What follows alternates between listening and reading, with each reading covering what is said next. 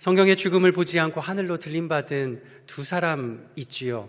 한 사람은 엘리야, 한 사람은 에녹입니다. 엘리야 하면 선지자 중에 선지자요, 또 선지자의 대표입니다. 대단한 인물이지요. 영웅 중에 영웅입니다. 그가 기도하니 하늘문이 닫히고 그가 또 기도하니 하늘문이 활짝 열립니다. 850명의 우상 숭배자들과의 대결에서 대대적으로 승리하는 불을 내리게 하는 기도의 능력자입니다. 또 그가 기도하니 하나님의 세미한 음성을 직접 듣게 되는 기도의 응답자이기도 합니다. 그는 평생 그의 조국 북이스라엘의 아픔과 또 부정과 부패를 바라보면서 하나님의 공의를 선포하며 나라를 변화시킨, 나라를 개혁한 놀라운 인물이었죠. 저는 기도합니다. 우리 고척교회 안에서도 이런 엘리야 같은 인물들 서나가기를 원합니다. 우리가 기도할 때 이 나라가 세워지고 우리가 기도할 때 이 나라가 능력을 입는 하나님 나라가 되는 그런 역사 있기를 소망합니다.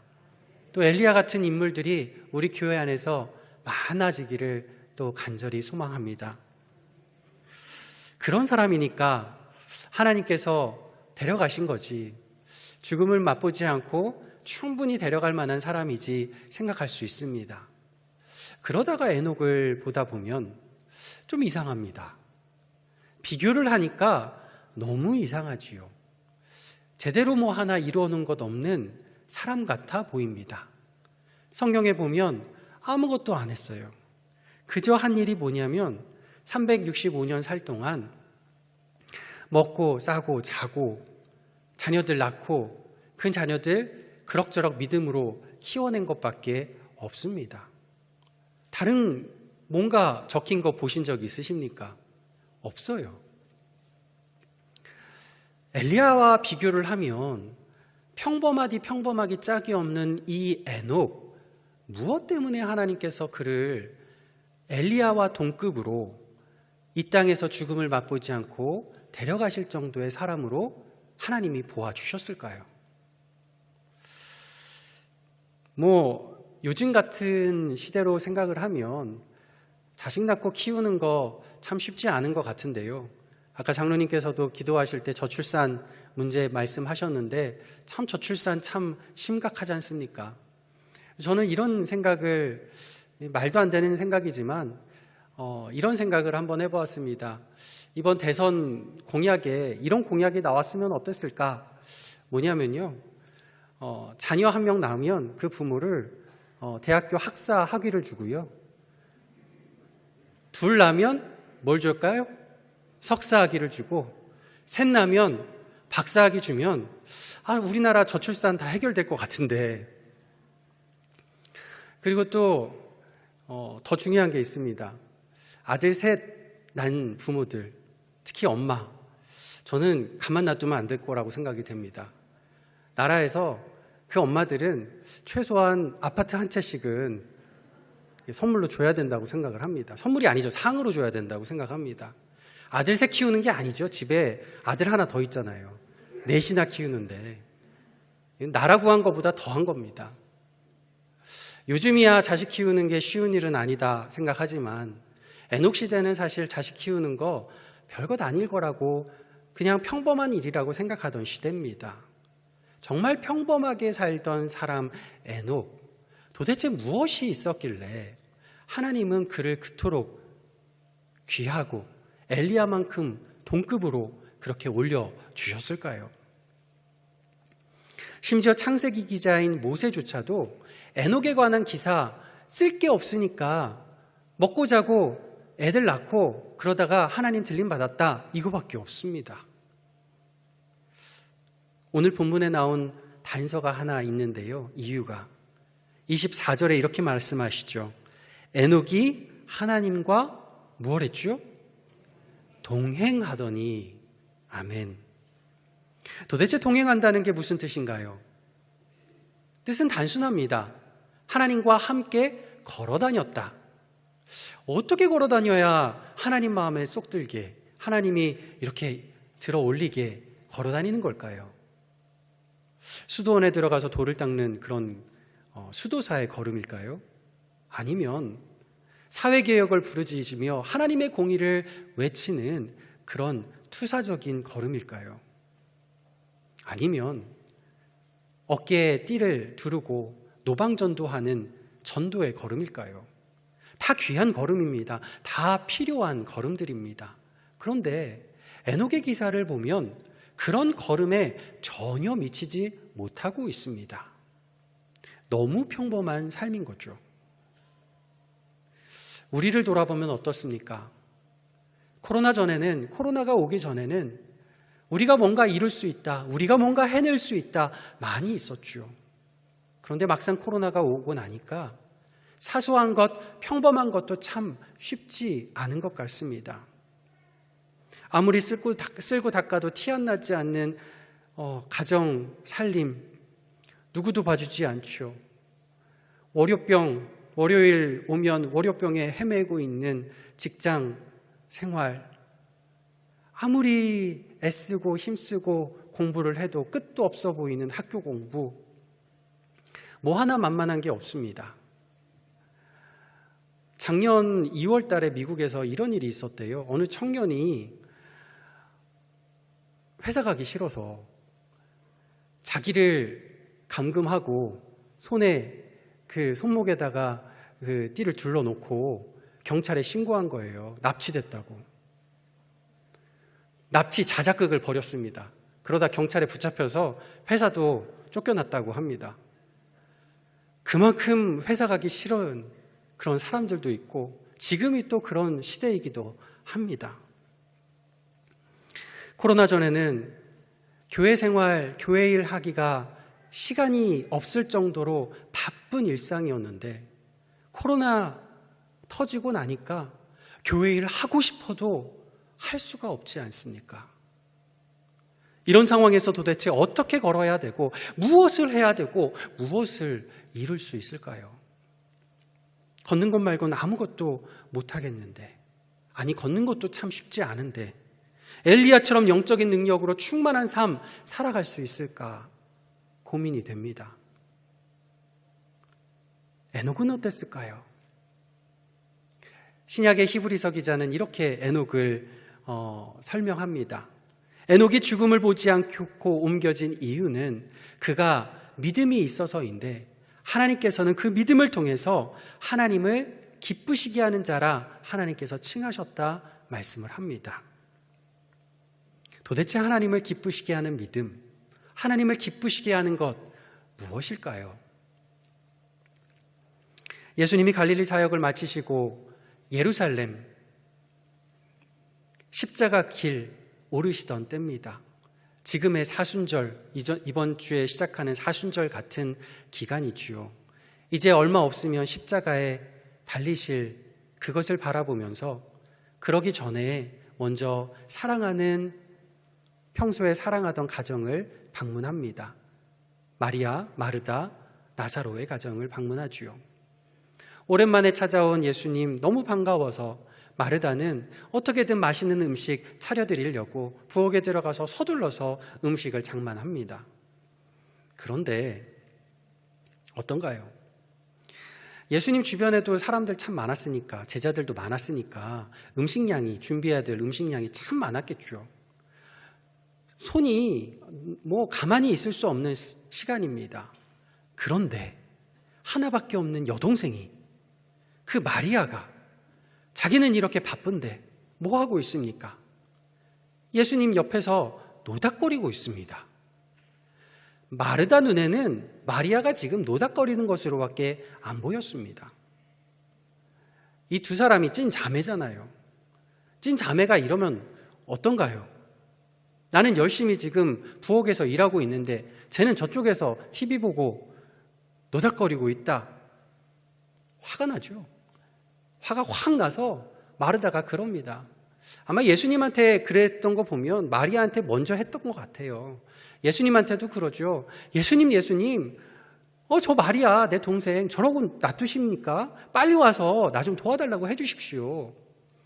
이게 성경에서 하는 얘기니까 아주 고상하게 적혀 있지요. 현실에서는 어땠을까 싶습니다. 머리채라도 휘어잡고 끌고 오고 싶은 심정 아니었을까 생각이 듭니다. 그때 예수님 하시는 말씀, 누가복음 10장 41절과 42절에 나옵니다. 마르다야, 마르다야, 네가 많은 일로 염려하고 근심하나 몇 가지만 하든지 혹 한 가지만이라도 족하니라. 마리아는 이 좋은 편을 택하였으니 빼앗기지 아니하리라. 아멘. 이 구절이요, 교회 생활 열심히 하시는 분들께는요 참 속상한 구절이기도 합니다. 난 열심히 주님 일 했는데 꼭 나만 이상한 사람 된 것 같이 느껴질 때가 있지요. 그런데 그런 게 아닙니다. 공명이란 말이 있지요. 사전적 의미를 찾아보니까 발음체가 외부로부터의 음파에 자극되어 그와 동일한 진동수의 소리를 냄, 또는 그러한 현상, 마주 울림. 이게 공명하면 다 아는데 사전적 의미가 더 어려운 것 같아요. 쉽게 말하면 그런 거죠. 바닷가에 나가서 소라 껍질 하나 들어서 귀에 대면 뭐가 들리죠? 바닷소리, 파도소리가 들립니다. 그게 공명이지요. 소라 껍데기와 내 귀 사이, 그 작은 사이를 훑고 지나가는 조그마한 바람이, 그 바람의 진동수가 이 소라 껍데기의 고유 진동수와 딱 일치하게 되면 나타나는 현상입니다. 그걸 공명이라고 하지요. 처마 밑에 걸려있는 평경의 소리도 공명의 소리입니다. 그런 소리들을 들으면 마음이 편안해지고 또 즐거워지고 추억에 잠기게 되지요. 공명이란 소리는, 공명되는 소리는 참 그렇게 우리에게 유익하고 즐겁기도 합니다. 한편 이 공명이 별것 아닌데 사실 대단한 파괴력을 보일 때도 있습니다. 사진 한번 보여주시겠습니까?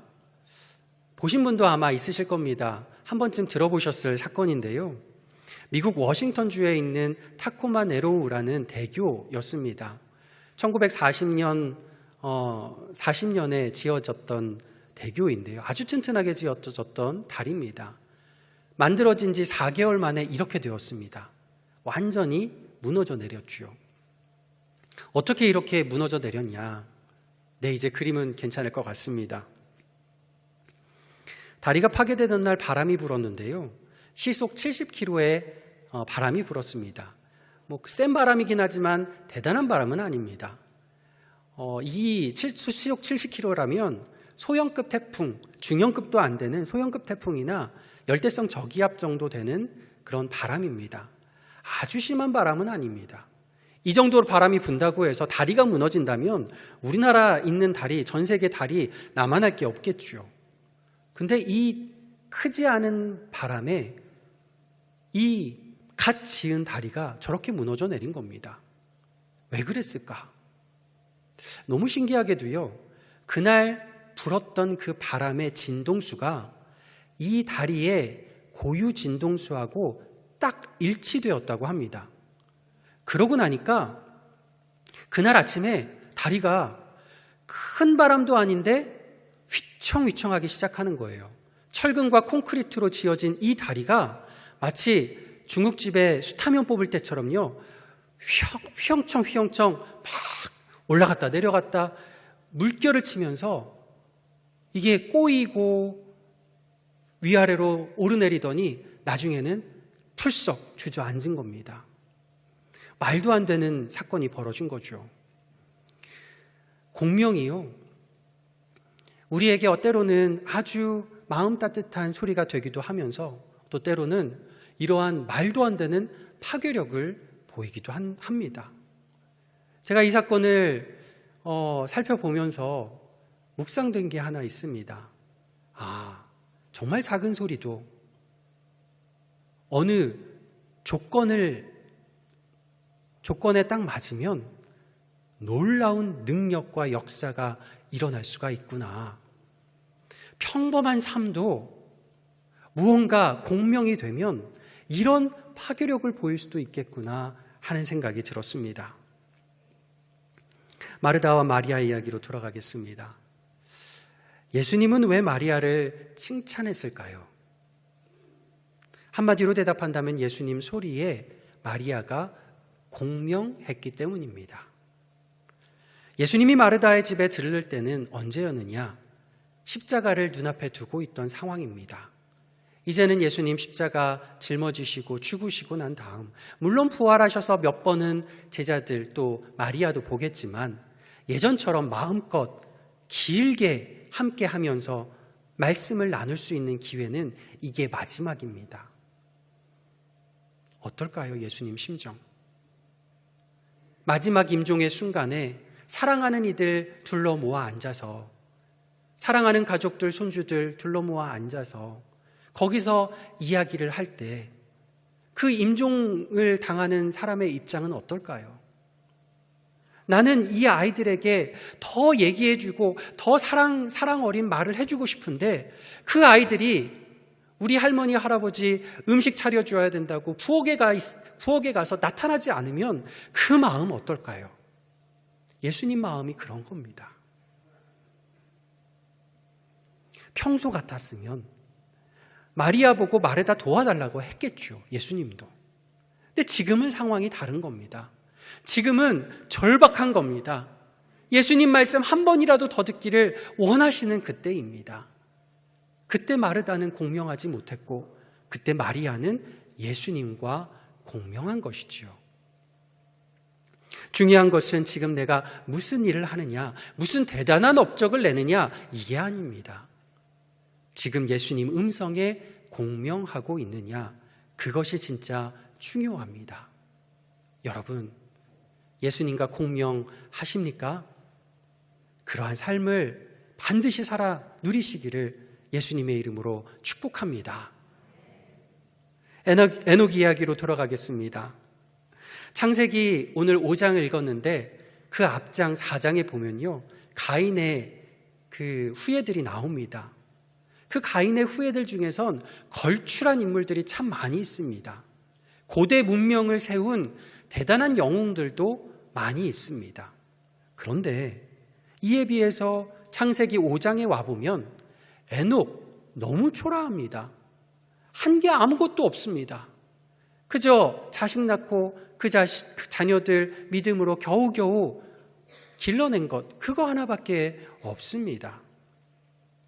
그리고 그 자녀조차도 세상에서 대단한 일을 했다는 기록이 하나도 없습니다. 어찌 보면 평범한 보잘것없는 그런 인생을 살아간 에녹이지요. 하지만 에녹은 사는 내내 하나님과 공명하였습니다. 평범한 인생이지만 하나님과 공명하니 하나님은 그의 인생을 엘리야의 영웅적인 인생만큼 그와 동급으로 취급해 주십니다. 그리고 엘리야처럼 그를 죽음을 보지 않고 들림받게 하시지요.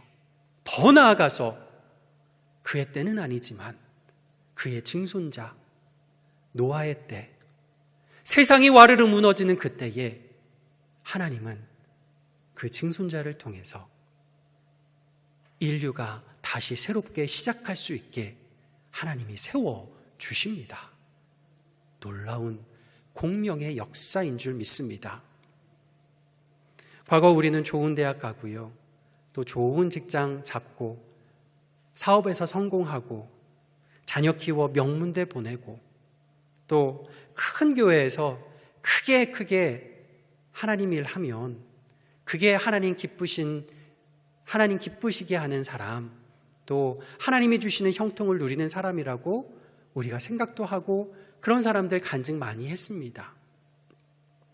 그런데 코로나를 맞고 나니까, 아무것도 할 수 없는 지금 이 시대를 맞고 나니까 가게 문 열어놔도 하루 종일 손님 하나 보이지 않는 그런 마음 아픈 현실을 맞고 나니까 자녀가 아무리 공부하고 노력해도 성공의 기회에 한 번도 붙잡을 수 없는, 정부가 아무리 노력해도 그런 불평등한 사회 어떻게 해결해 볼 수 없는 그런 시대를 맞고 나니까 그럭저럭 직장 다니고 가정 꾸려서 자녀 낳고 자녀가 믿음으로 살아가는 것, 그런 평범한 일상을 살아가는 게 얼마나 소중하고 얼마나 귀한 일인지를 깨닫게 됩니다. 전도서 3장 12절에서 13절, 전도자는 이렇게 고백하지요. 사람들이 사는 날 동안에 기뻐하며 선을 행하는 것보다 더 나은 것이 없는 줄을 내가 알았고, 사람마다 먹고 마시는 것과 수고함으로 낙을 누리는 그것이 하나님의 선물인 줄도 또한 알았도다. 아멘. 솔로몬은 세상에 가질 것 다 가져보고 세상에 누릴 것 다 누려보고 성공할 것 다 성공해보고 난 다음 노년에 이런 고백을 합니다. 다 누려보니 헛되고 헛되니 모든 것이 헛되다. 해 아래서 주님께서 우리에게 주신 평범한 일상, 사랑하는 가족과 함께 믿음 안에서 먹고 마시는 그 평범한 일상이 하나님이 주신 진짜 선물이구나 고백합니다. 우리의 평범한 일상이 하나님의 선물이심을 믿으십니까? 이 사실을 깨닫고 우리 일상에서 하나님과 공명하시기를 예수님의 이름으로 축복합니다. 그렇게 되면 평범하지만 하나님과 공명한 힘은 우리 앞을 가로막는 어떠한 사탄의 진도 와르르 무너뜨리는 능력이 될 줄 믿습니다. 오케스트라 음악이 아름다울 수 있는 건요, 몇몇 연주자가 훌륭한 연주를 하기 때문이 아닙니다. 모든 연주자가 모두 다 함께 음을 서로 공명하고 연결하기 때문에 아름다운 거죠. 예전에 어느 교회 주일학교 학생들이 하는 오케스트라 연주를 보러 간 적이 있습니다. 그 중에서 이제 6학년 아이들, 1학년 때부터 열심히 교회에서 그 악기를 배웠던 6학년 아이들이 제일 잘하긴 잘하더라고요. 그 아이들이 각 악기마다 퍼스트 연주자가 되어 있었습니다. 그 중에서 유독 눈에 띄는 한 아이가 있었는데 막내 꼬맹이입니다. 1학년짜리 남자아이였는데요. 이게 악기를 많이 배운 게 아니라 아마 그걸 맡은 것 같아요. 심벌지를 맡았습니다. 심벌지를 맡았는데 아이가 조그만하니까 이게 심벌지가 아이를 들고 있는 건지 아이가 심벌지를 들고 있는 건지 착각이 갈 정도였어요. 연주가 시작됐는데 연주가 꽤 괜찮았습니다. 그런데 이 아이가요, 꼬마 아이가 이게 심벌지가 무거워서 그런 건지 들고 자기 박자에 쳐야 되는데 이 하다가 하고 하다가 짱 하고 계속 어긋나는 겁니다. 조금씩 핀트가 어긋나는 거예요. 처음에는 이게 불협화음이 나니까 왜 저러나 싶기도 하면서도 딴 아이가 아니라 그 꼬마 아이가 하니까 너무 귀여운 거죠. 그러면서 저만 아니라 보는 사람들 보니까 보는 사람들 내내 막 불안해 하는 거예요. 저 아이 어떻게 하나 그러면서 불안해하면서 보다가 보니까 이게 또 익숙해져서 한 연주 한 중간쯤 되니까 이게 어긋나는 음인데도 너무 아름답게 느껴지는 겁니다. 귀여운 음색이 되는 거죠. 하나님과의 공명도 그런 것 같습니다. 하나님 소리 잘 맞추려 노력해야 마땅하지만 사실 우리 그게 쉽지 않지 않습니까? 하나님만 음성 들으려고 노력하지만 아무리 기도하다가 기도해 보아도 왜 이렇게 잠은 쏟아지는지, 그리고 또 말씀 묵상하려고 펼치면 또 잠이 또 쏟아지고, 그 쏟아지는 잠 다 헤쳐버리고 열심히 또 말씀을 묵상을 하면 하나님 말씀은 이거를 말하는데 나는 엉뚱하게 딴 거를 생각하고 묵상할 때도 참 많지 않습니까?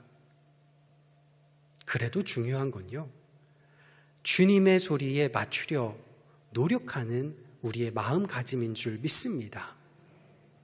우리 하나님은 이미 그분의 말씀으로 천지를 창조하신 분이십니다. 우리 예수님은 이미 십자가에서 다 이루었다 말씀하신 분입니다. 다 이루셨기에 더 이상 이룰 게 없고 더 이상 성취할 필요가 없는 분입니다. 우리를 통해서 무언가 더 대단한 것을 이루실 필요가 없는 분이란 말입니다. 주님이 우리에게 원하시는 건요, 조금 부족해도, 조금 실수해도, 좀 박자가 엇나가도 그 안에서 하나님 음성 들으면서 그분과 진실한 사랑의 화음을 하나하나 맞춰 나가는 것입니다. 첫 번째 걸음에 어긋난다 해도 두 번째 걸음 하나님과 맞춰 나가면 되고요. 세 번째 걸음 또 어긋난다 해도 네 번째 걸음에 하나님 박자에 조금 더 맞춰 나가면 그걸로 하나님 훌륭하다, 귀엽다, 잘한다 말씀하시는 분인 줄 믿습니다. 마리아처럼 평범하게 주님 발 앞에 앉아서 오늘 주님께서 나에게 무슨 말씀하시려나 곰곰이 들으면 되는 일입니다. 제가 고척교회 와서 깜짝 놀란 게 몇 가지가 있습니다. 그 중에 한 두 가지만 말씀드리면, 하나는 우리 고척교회 성도님들 너무 푸근하시고 사랑이 너무 뚝뚝 떨어지시는 게 너무 감사한 거예요. 그래서 지나갈 때마다 뵐 때마다 깜짝깜짝 놀랍니다. 제가 혹시 지나가다가 깜짝깜짝 하고 있으면 그러려니 하고 그냥 지나가시면 될 것 같습니다. 또 하나 깜짝 놀란 것, 오늘 3월호 매일 묵상집이 나왔는데요. 그 매일 묵상집 보고 정말 깜짝 놀랐습니다. 저도 시중에 나온 여러 묵상집들 한 번씩 다 사서 보고 또 묵상도 해보고 했는데 이게 구성이나 내용이 퀄리티가 시중에 나온 것보다 훨씬 좋습니다. 훨씬 잘 만들어져 있습니다. 저희 교회 목사님들 정말 대단하다 생각이 됩니다. 어떻게 이걸 매달 찍는지 참 대단하시다 생각이 됐어요. 다른 교회에선 누릴 수 없는 은혜입니다. 그런 좋은 묵상집 하나씩 가져가셔서 또 이번 한 달 하나님의 말씀 은혜 나누시면서 하나님과 공명하시면 어떨까 생각이 됩니다. 또 사순절 기간 맞아서요, 우리 성경 필사하지요. 다 하실 필요는 없습니다. 그 성경 필사 그 사순절 기간에 다 끝내시면, 분량이 좀 많은데 다 끝내시면 그라티아 상품권 준다고 해서 열심히 하시는 분들 분명히 있을 거라 생각이 됩니다. 정말 감사합니다. 상품권 때문은 아니겠죠. 상품권 때문이라도 괜찮습니다. 그러면은 마무리 못하는 분은 처음부터 하지 말라는 건가? 그런 거 아닙니다. 한 구절만 적으셔도 괜찮아요. 마태복음 1장 1절만 주구장창 쓰셔도 괜찮습니다. 꼭 마태복음 아니어도 괜찮습니다. 다른 거 쓰셔도 괜찮습니다. 그러면 그라티아 상품권은 어떻게 하느냐? 하나님이 주실 겁니다. 정 원하시면 저한테 오시면 제가 드리든지 사드리든지 할 테니까요. 성경 말씀 한번 필사하다가, 많이 말고요, 한 구절이라도 필사하다가 왕이신 나의 하나님 내가 주님을 찬양합니다. 그 한 구절에, 그 한 시간에 은혜를 받았던 저처럼 그 한 구절 하나님께서 나에게 주신 음성, 그 음성에 나 공명할 수 있습니다 하게 되면 그걸로 수지 맞은 것 아니겠습니까? 상품권이 뭐가 별거겠습니까? 하나님의 큰 선물 받아 누리시는 사순절 되기를 소망합니다. 마리아처럼, 에녹처럼 잠깐, 하루에 단 10분만이라도 잠깐 우리의 일상을 멈추고 주님의 말씀 묵상하면서, 주님, 오늘 하나님과 이만큼 나 걸어갔으면 좋겠습니다. 하나님께 기도 올려드리고, 그렇게 하루하루 살아가신 때 하나님께서 여러분의 삶에 놀라운 하나님의 은혜 허락하실 줄 믿습니다. 여러분의 삶 가운데 혹시나 사단마귀가 막아놓은 문제들이 있다면 여러분이 묵상하는 그 순간, 사순절 기간에 그 모든 사단의 진을 완전히 파회하는 하나님의 역사 일어날 줄 믿습니다. 이제 대선이 얼마 남지 않았는데요. 선거도 잘해야 되겠지만 선거 이유가 전 더 중요하다고 생각이 됩니다. 우리도 하나님께서 변화시키셨잖아요. 선거 이후에 뽑힐 대통령, 정말 하나님께서 하나님의 선한 사람으로 바꾸어 주시고 정말 나라를 위해서 하나님 나라를 이루어가는 그런 사람으로 살게 해달라고 우리가 기도할 필요가 있습니다. 그러기 위해서 우리 고척교회 성도 한 분 한 분 말씀 묵상하는 그 공명이 우리 고척교회 안에 가득 넘쳐서 그 공명됨이 나라를 변화시키고 나라를 살리는 그런 역사 있기를 간절히 소망합니다. 또 그렇게 소망하다 보니까 오늘 말씀 묵상하면서 든 소망이 또 있습니다. 우리 교회 안에서 앞으로 그런 대통령 나오고 또 정말 신실한 재벌 총수도 나오고 또 전 세계 호령하는 UN이나 IMF나 이런 기관의 총수들도 나오고 요즘 BTS 유명한데 나중에 BTS 말고 우리 고척교회니까 G로 시작하니까 GTS도 나오고 이런 역사들, 그런 역사들이 우리의 평범한 일상에 하나님 말씀 묵상, 하나님과 공명하는 그것에서 출발하여 하나님의 큰 역사로 이어나가는 그런 소망을 품어봅니다. 에녹이 하나님과 공명하며 살았더니 그의 평생을 하나님이 아름답고 위대한 인생으로 하나님께서 받아주셨고 그의 자손을 통해 온 인류를 구원하는 놀라운 은혜 허락하여 주신 그 은혜가 우리 사순절 기간 우리 고척교회 안에도 풍성하게 넘쳐나기를 예수님의 이름으로 간절히 축복합니다. 기도하겠습니다. 은혜 많으신 하나님 감사합니다. 하나님의 은혜에 충만하여 주님께 나아가오니 주여 우리의 인생 평범한 인생이라 할지라도 주님과 동행하며 주님과 함께하며 주님과 더불어 살아가는 그런 은혜 있게 도와주시옵소서. 하나님과의 공명이 우리의 인생의 첫째가 되게 도와주셔서 주님께서 역사하시는 놀라운 은혜와 주님께서 행하시는 놀라운 기적을 맛보는 우리의 인생 되게 도와주시옵소서. 감사드리며 거룩하신 예수님 이름으로 기도하옵나이다. 아멘.